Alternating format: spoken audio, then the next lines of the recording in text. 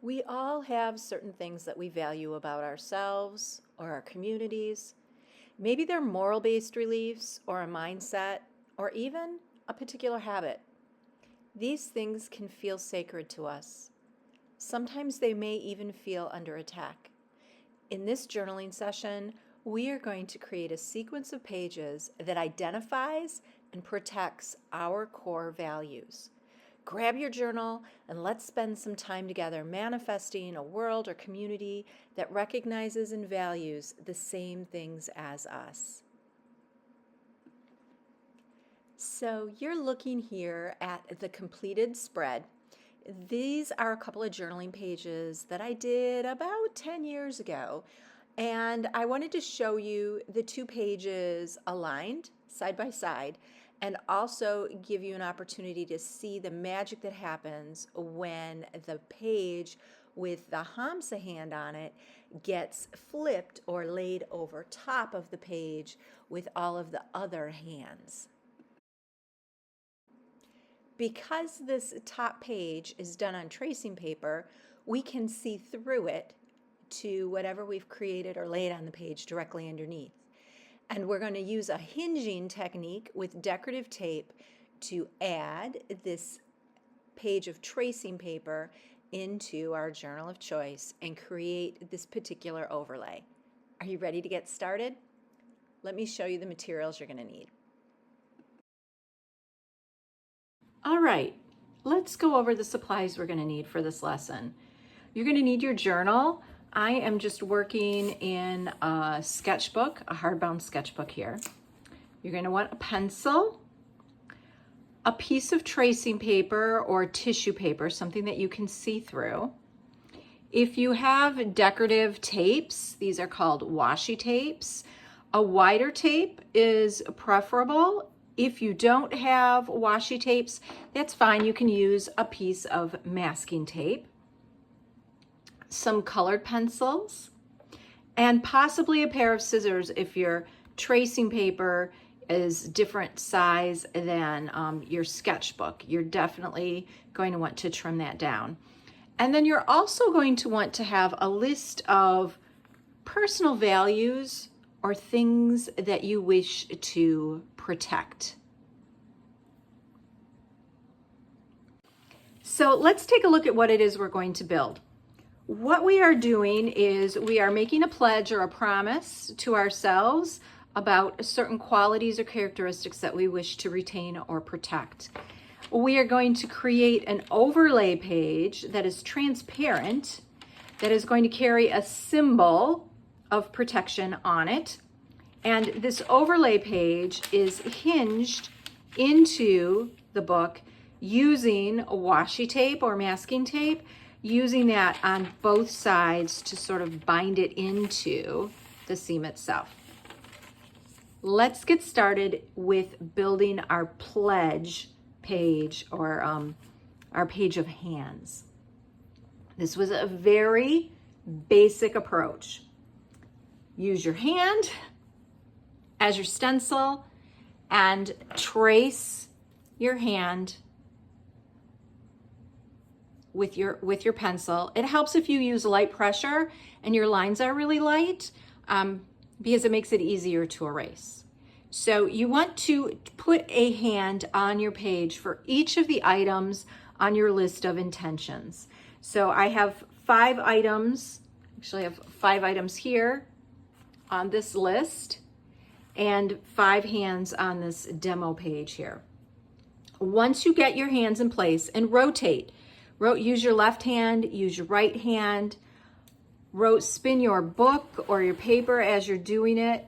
I encourage you to think about having all of your hands connect with one of the edges of the page.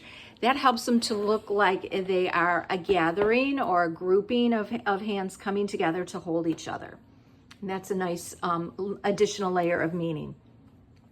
You can also choose to have your hands sit in space sequentially. For instance, this purple one sits behind this yellow one, which sits behind the green, which sits behind the red, which sits behind the blue.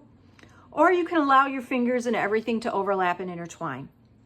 Always, always, always remember that when you are journaling, you have complete and total creative control over how you choose to build your page and what sort of elements you want to use. So once you have your hand design established and you have your outlines in place, the next option is to embellish or enhance those outlines that you made in pencil. I chose to do that with colored pencil, and I chose 2 colors from the same family of colors, but different values. So essentially I chose a dark red and a lighter orange, and I used those 2 collectively to create or embellish the edge of this hand. And in modifying my pressure, because you can shade with these colored pencils, so hard pressure is going to give you a darker, heavier line. Light pressure is going to give you something softer and gentler. And I combined 2 different values of all of the colors of the purples, the blues, the yellows, and the greens in creating the outline for these pages, or I mean for these hands. Then I came in with, I think this might even be a ballpoint pen. I came in with some sort of pen, and I put my lettering in. I put each of my intentions into the palm of my hand. Just like when I was a child, I used to write very important messages to myself in my palms, and then it was like a little secret or a container, a capsule that could hold that. I'm doing the same thing here metaphorically on the page. So get that lettering in, and you can do that lettering in any way you want. You can collage it, you can hand letter it, and you can use whatever tool you want for that lettering as well. And another thing that I want to point out is that you could choose to watercolor these hands in or paint them in. You don't necessarily have to go with the colored pencil approach. You could also cut these hands out of photos or printouts of text or things that have additional meaning or significance to you. So run with this and make it your own. Then the part 2 of this lesson is creating our overlay page. Now, our overlay page is just a piece of tracing paper. And on this piece of tracing paper, I have chosen to put a symbol of protection. The Hamsa hand, which is also known as the hand of Fatima, is a protection symbol, and it's believed to protect against evil eye and negative energies. And it also can represent feminine figures associated with divinity, and it can symbolize chakras and healing energy flow in the body. So this is a symbol that I find really quite calming and supportive. And for many years, I actually wore a Hamsa hand as at my throat chakra as a necklace. And also typically the hand is worn facing downwards, and that invites all the beautiful things of the universe. But if you pin it upwards like it is on this page, it halts everything that isn't considered to be a beautiful thought. So it acts as a seal of protection. Another symbol that I really love is the Eye of Horus. And the Eye of Horus is a symbol with so many different facets. It symbolizes protection from evil. It represents health and wholeness. It symbolizes the process of healing and making something whole. It represents knowledge, strength, life, vigor. And it's just a really beautiful, beautiful symbol. And this is a stylized version. If you Google Eye of Horus online, you will see something that feels very Egyptian, because it is an ancient Egyptian symbol. But this is a stylized version that I created inspired by my daughter's eye. Years ago, this was a little symbol that I used to doodle all the time. And it has even more personal meaning to me because, of course, I would go to the ends of the earth to protect her. And I'm sharing that little detail as perhaps an instigator for you. If you choose, or whatever symbol you choose to use, feel free to make it your own. You don't have to replicate or recreate a symbol exactly how you find it in a book or some other resource. You can completely personalize it. This is your book. You get to make the rules.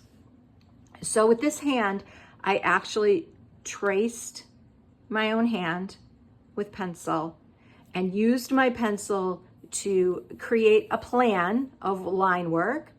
And then when that was done, I filled it in with colored pencil.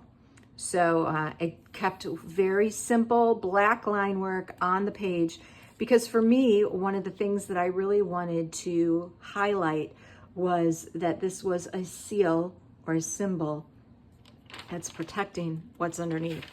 I didn't want to hide what was underneath. I didn't want to bury it. I still wanted to be able to see it, and I wanted it to feel safe behind this symbol.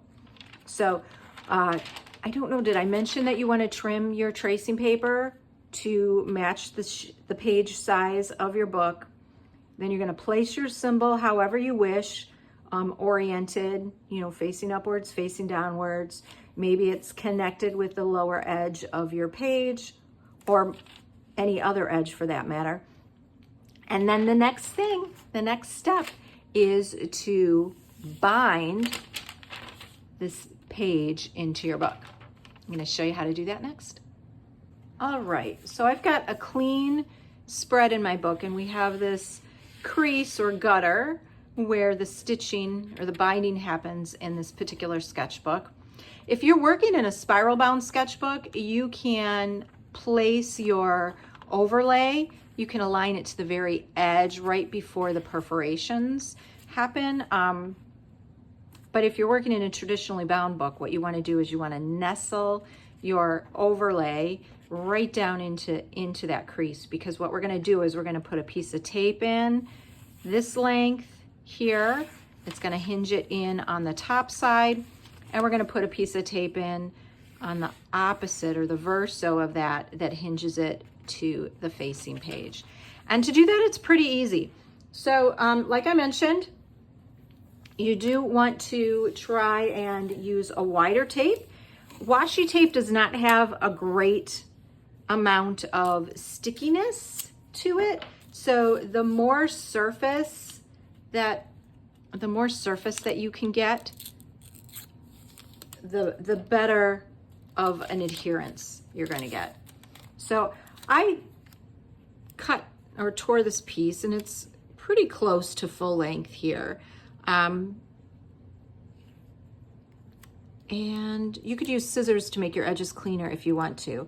But do you see how I'm folding it in half? And I'm using some pressure, but I'm folding it in half here, sticky side out, and I'm going to, actually let me rotate this page here.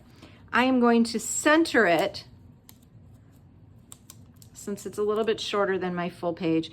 I'm going to center it roughly, but I'm also going to have it butt up, have this folded edge, but right up to the edge of the paper. Okay, so now I'm using my finger to create some pressure and get it to stick to that tracing paper. So now I have this piece of tape that is halfway stuck to my overlay and halfway unstuck or still floating. And now what I'm going to do is I'm going to gently pull this back with my opposing hand or non-dominant hand as I slide or nestle this page in appropriately. Now here, as I demo it, I'm trying to line it up so that it fits with a clean margin at the top and the bottom. But if your overlay is the same width as your book itself, it'll be a lot easier of a job. I have a little crease in my tape, but I'm not gonna force it. And actually, as I'm pressing this, the tape itself is ripping. So I'm gonna be careful not to put a fingernail down in that gutter and rip it even further. But I have just created a little hinge that's holding this folded piece of tracing paper into the book. And now I'm going to replicate that on the back side. I'm just going to use a different style of washi tape. Oh, maybe I won't use this one because it's so old it's not coming off of the roll properly. Let's use some avocado tape. This is one of those skinnier ones, and I won't get as much tape to paper surface as I would like. So I'm gonna layer a couple of pieces here. So I'm eyeballing it. And I'm gonna sort of fold this one in half too, as I snug it in, since my page is already in place.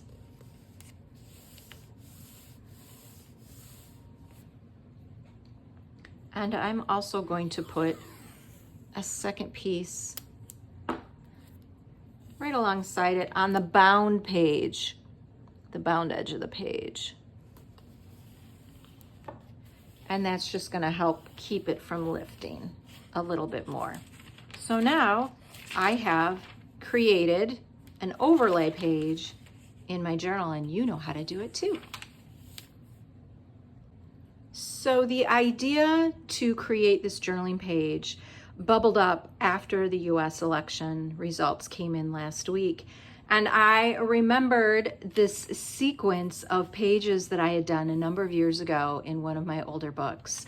And so I immediately went and rooted it out and took a look at it and thought, yes, this is exactly what we need right now. This is exactly what I need right now to do. And one of the things, though, is that because, 10 years have gone by since I originally did this page, and I'm in a different space emotionally right now than I was back then. So this concept certainly applies to today's situation, and I love all of the things that I wrote here, in the palms of my hands. They all still feel really relevant. But I wanted to update this page with some current desires or needs that I felt required protection. And so I created this list on a sticky note, and just sat with myself and thought, what are some of the things that I can really focus on inviting more of into my life? And what might they look like, or how might I title those? And, the list came to mind pretty quickly or pretty easily. Radical love for the world, but also radical self-love. Actions born from integrity. More dancing. Dancing makes me laugh. It makes me feel joyful. It moves my body. It raises my heart rate. It forces me to breathe more intentionally. I need more dance. I need to continue to listen. And I need to lead. I need to show my children the depth of character that I know they have inside of themselves. And I need to shine. I need to lead by shining for others who might need an example to step forward themselves. So I intentionally created this list on a sticky note so that I could attach it to my page and enhance it or make it current. Now I absolutely could redo this whole page, and I probably will in another book, but I'm sharing this as a way to remind you that a journaling page is never finished. You may sit down and do this spread and feel really great when it's done. You will. You're going to feel awesome when it's done. But you can always go back to it, 10 years later, 10 months later, 10 days later, and you can continue to add to it. So don't ever feel like a page is finished and it can't be touched again. It most certainly absolutely can. I hope that you have enjoyed making this protection sequence of pages as much as I have enjoyed sharing it with you. I look forward to creating more art journaling lessons for you in the future as we move through uncertainty and find ways to express our deepest fears and desires and wishes for the world. Thank you so much for journaling with me, and I will see you soon.